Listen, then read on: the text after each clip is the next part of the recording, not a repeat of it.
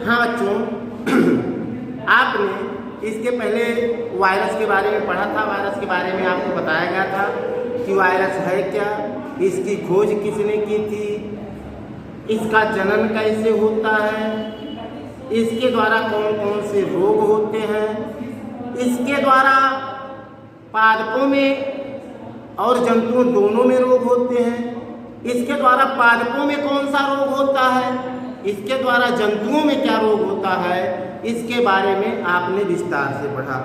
अब वायरस में इसके आगे हम देखेंगे कि वायरस के द्वारा जो भी रोग होते हैं उन रोगों का उपचार हम कैसे करते हैं, अर्थात वायरस द्वारा होने वाले रोगों का उपचार हम किन विधियों द्वारा कर सकते हैं।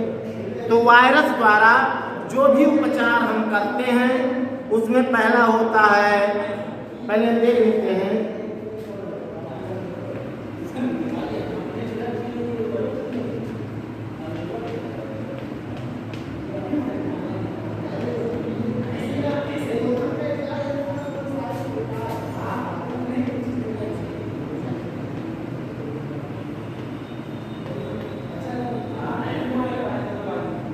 वायरस के द्वारा जो भी रोग होते हैं उन रोगों का उपचार हम कैसे करते हैं।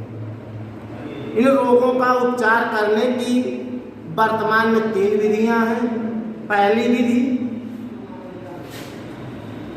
टीकाकरण।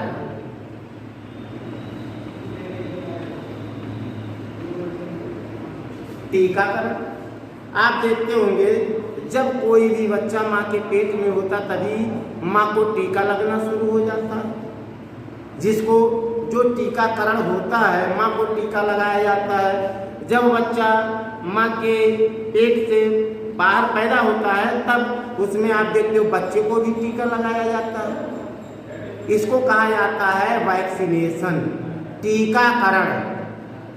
टीकाकरण इसको क्या कहा जाता है, टीकाकरण में क्या लगाया जाता है, वैक्सीन। ठीक, ये वैक्सीन लगाया जाता है। अगला पॉइंट क्या है कि अगला होता है रसायन चिकित्सा। पहले आपने देखा कि अगर हमको वायरस से बचना है, बच्चा जब भ्रूणीय अवस्था में माँ के पेट में पहुँचता तभी से उसका टीकाकरण शुरू हो जाता है। वर्तमान में जैसे कई डॉक्टरों ने बताया है कि वर्तमान में जैसे आपका विषाणु द्वारा एक बहुत भयंकर रोग चला है कोरोना। इस कोरोना में भारत में अब वर्तमान में बड़ी तेजी से इसकी रोगियों की संख्या में वृद्धि हो रही है। तो आप देखोगे अमेरिका वगैरह में, क्योंकि अमेरिका बहुत विकसित देश है, वहाँ पर बीसीजी का टीका वगैरह बहुत कम मात्रा में लगाया जाता है या लगाया ही नहीं जाता है। लेकिन हमारे इंडिया में वैक्सीन का टीका, बीसीजी का टीका लगाया जाता है। ये बीसीजी जो बचपन में ही लगाया जाता है, ये भारत के बच्चों में जो लगाया जाता है, ये बच्चों की जो इम्यून क्षमता होती है, प्रतिरक्षा सिस्टम होता है, प्रतिरक्षा प्रणाली होती है, उसको बढ़ा देता है। तो चूंकि हमारे इंडिया के लोग मेहनती होते हैं, मेहनतकश होते हैं, इसलिए इनका इम्यून सिस्टम बहुत अच्छा होता है। अगला, पहले आपने देखा कि वायरस जनित रोगों से उपचार में पहला क्या होता है, पहला होता है आपका टीकाकरण, दूसरा होता है रसायन चिकित्सा।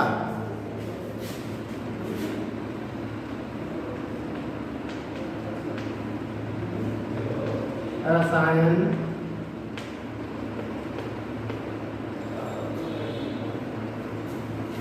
पहला टीकाकरण जो वैक्सीन के द्वारा होता है, दूसरा रसायन चिकित्सा जिसको आप एंटीबायोटिक्स दवाएं देकर हम इसका इलाज करते हैं। एंटीबायोटिक्स। और जो तीसरा है वो होता है वायरस पोषक कोशिका विशिष्टता।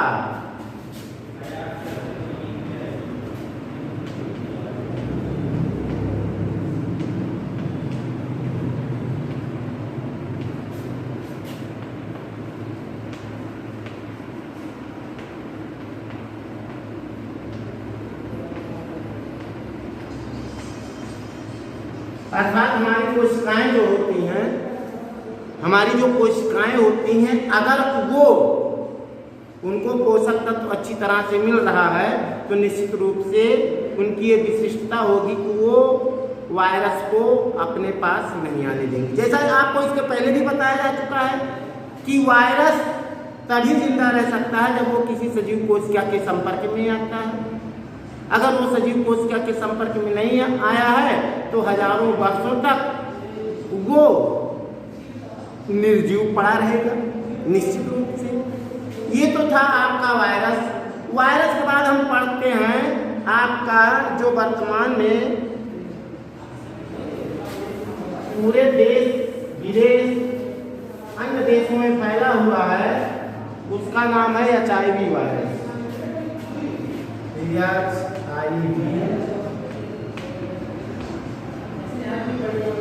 HIV virus. HIV वायरस क्या है, इसका पूरा नाम क्या है, इसको आप देखिए।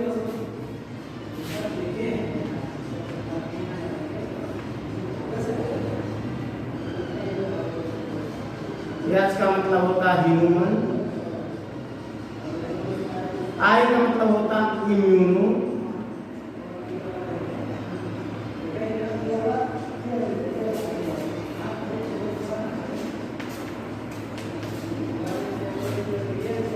इम्यूनो डेफिशिएंसी, वी का मतलब होता है virus. Human immuno deficiency virus,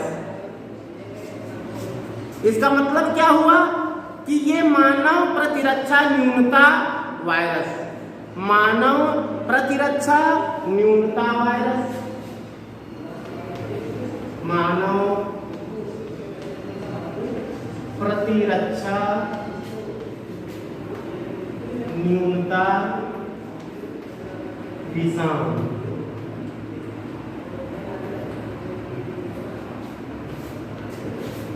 इसको हिंदी में कहते हैं, इसको अंग्रेजी में क्या कहा जाता है, ह्यूमन इम्यूनोडेफिशिएंसी वायरस, हिंदी में मानव प्रतिरक्षा न्यूनता विषाणु।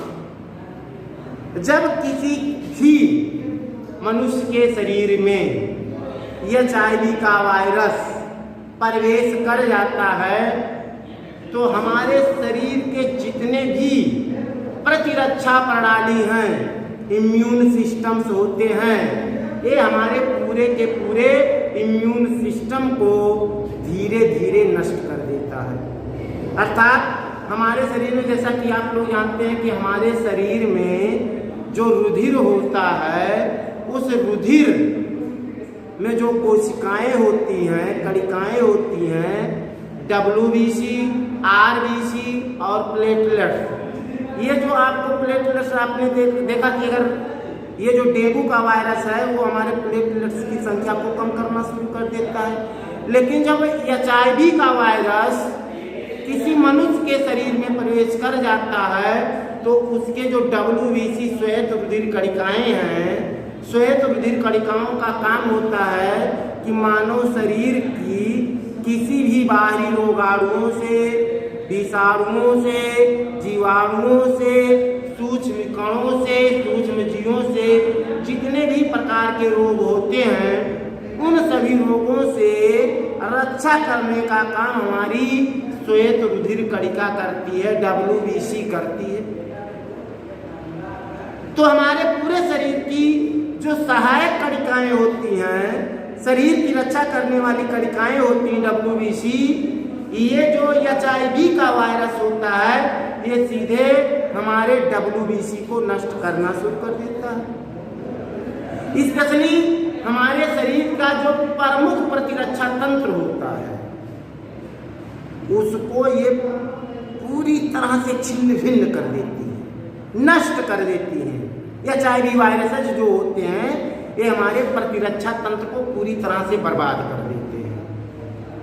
और कोई भी रोग हमको होता है, यानी डिजीज जो हमको होता है, उनसे लड़ने में श्वेत रुधिर कणिकाएं प्रमुख भूमिका निभाती हैं। और श्वेत रुधिर कणिकाओं में भी जो हमारी प्रमुख कोशिका होती है उसे लिम्फोसाइट कहते हैं। लिम्फोसाइट में भी टी और बी कोशिकाएं होती हैं और लिम्फोसाइट टी और बी में लिम्फोसाइट टी प्रमुख कोशिका होती है और लिम्फोसाइट टी में T3 और T4 कोशिकाएं होती हैं। अर्थात हमारी जो रोग से लड़ने वाली प्रमुख कोशिकाएं होती हैं लिम्फोसाइट, ये उस लिम्फोसाइट कोशिका को अर्थात हमारे प्रतिरक्षा तंत्र की प्रमुख कोशिका लिम्फोसाइट को ये धीरे धीरे शरीर में प्रवेश करने के बाद नष्ट करना शुरू कर देती है। और जब हमारे शरीर का प्रमुख प्रतिरक्षी तंत्र लिम्फोसाइट नष्ट होने लगता है तो निश्चित रूप से आप मान के चलो कि हमारा शरीर जो है किसी भी प्रकार के रोगाणु से लड़ने में अपने आप को असहाय महसूस करता है। अर्थात लिम्फोसाइट टी कोशिका के नष्ट हो जाने से या कमजोर हो जाने से अनेकों रोग हमारे शरीर के ऊपर आक्रमण करने लगते हैं। इसका मतलब क्या होता है कि अगर हमको निरोग रहना है तो हमको अपनी लिम्फोसाइट टी कोशिका को मजबूत बनाए रखना है। और जब हमारे शरीर की टी लिम्फोसाइट कोशिका नष्ट होने लगती है तो हमारे शरीर की प्रतिरोधक क्षमता भी रोगाणुओं से लड़ने की जो प्रतिरोधक क्षमता होती है वो भी कम होने लगती है। इसीलिए इसको HIV वायरस कहते हैं, ह्यूमन इम्यूनोडेफिशिएंसी वायरस। अर्थात ह्यूमन मानव की जो इम्यून सिस्टम होता है, जो रोगों से लड़ने की क्षमता होती है वो धीरे धीरे खत्म होने लगती है। पहले कम होगी उसके बाद पूरी तरह से नष्ट हो जाएगी। और इस वायरस की खोज जो है, इस वायरस की खोज लगभग 1981 में हुई थी। 1986 में एड्स नामक रोग इसी के द्वारा उत्पन्न हुआ। ये एड्स रोग क्या है? ये जो एड्स रोग है इसके बारे में सबसे पहले पता 1981 में चला था, जो आपको बताया गया। और 1986 में HIV से जो रोग उत्पन्न हुआ उसको एड्स नाम दिया गया। अब ये पूछा जाता है HIV और एड्स में अंतर। HIV ये हमारे रोग जनक का नाम है, ये उस वायरस का नाम है जो एड्स को पैदा करता है, एड्स को जन्म देता है। और एड्स उस बीमारी का नाम है जो ह्यूमन इम्यूनोडेफिशिएंसी वायरस द्वारा उत्पन्न हुआ। अब हम देखते हैं एड्स के बारे में। एड्स के बारे में क्या है? AIDS, एक्वायर्ड इम्यूनोडेफिशिएंसी सिंड्रोम, ये एड्स का पूरा नाम है।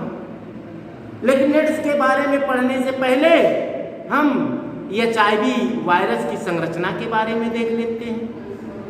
HIV वायरस के बारे में आप देखोगे तो HIV वायरस जो होता है यह एक गोल आवरण युक्त वायरस होता है, गोल आवरण युक्त वायरस होता है। इसका व्यास लगभग किसका? HIV वायरस का व्यास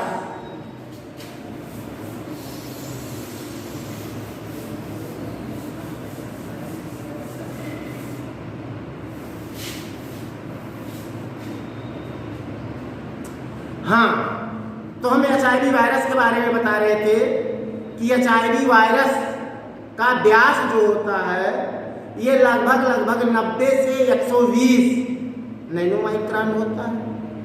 इसका जो आनुवंशिक पदार्थ होता है वो एक सूत्रीय RNA होता है, एक सूत्रीय RNA होता है। और इसकी जो बाहरी सतह होती है, ये जो HIV की बाहरी सतह होती है,